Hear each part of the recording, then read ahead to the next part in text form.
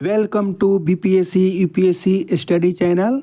आज बड़ी खबर उभर कर सामने आई है कि जो बीपीएससी की 70वीं पीटी की परीक्षा आयोजित की गई थी वो किसी भी हाल में रद्द नहीं की जाएगी। हाँ, पटना में स्थित जो बापू सभागार केंद्र है वहाँ पर जो परीक्षा आयोजित की गई थी उसको रद्द कर दी गई है। इस परीक्षा के रद्द करने की घोषणा स्पष्ट रूप से प्रेस कॉन्फ्रेंस में बीपीएससी के अध्यक्ष महोदय ने कर दी है।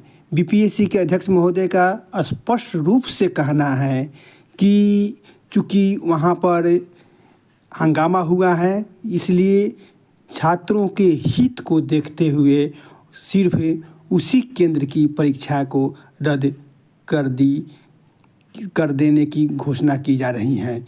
ये परीक्षा कब होगी उसके बारे में अध्यक्ष महोदय का कहना है कि शीघ्र ही परीक्षा की तिथि की घोषणा की जाएगी, लेकिन सभी परीक्षाओं का जो परिणाम है एक साथ ही निकाला जाएगा।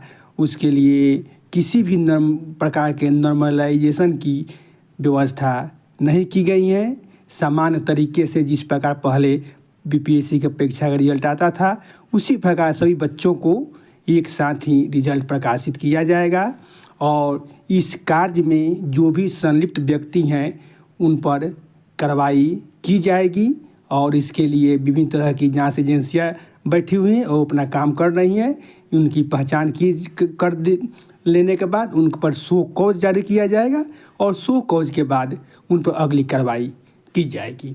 ये तो बात समझ में आती है कि बीपीएससी अध्यक्ष महोदय ने इस बात की घोषणा कर दी है कि शो कॉज जारी करने के बाद उन पर कार्रवाई की जाएगी। ठीक है, लेकिन बार बार ऐसा मामला सामने क्यों आता है, इसके पीछे क्या कारण है?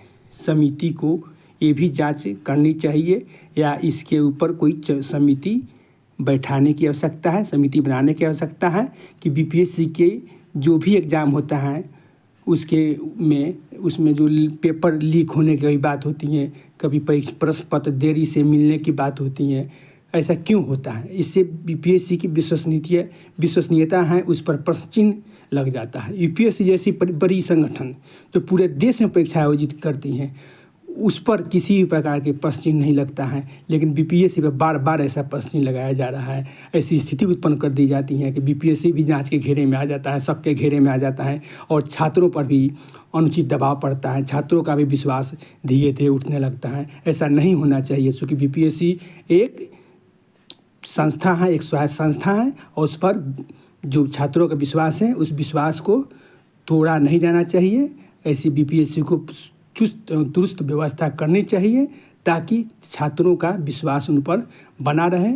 लेकिन बार बार ये देखने को मिल रहा है कि जब भी परीक्षा आयोजित की जाती है तभी पेपर लीक होने की बातें उठने लगती हैं। तो कहीं ना कहीं कुछ न कुछ कारण तो है ही, बिना जो कारण के कोई काम होता नहीं है।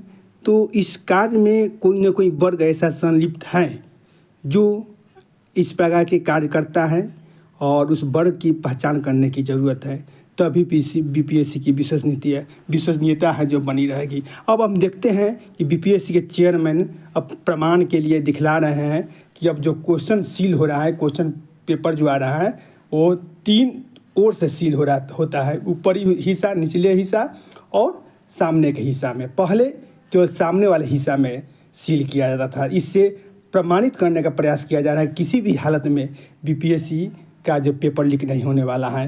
Thank you.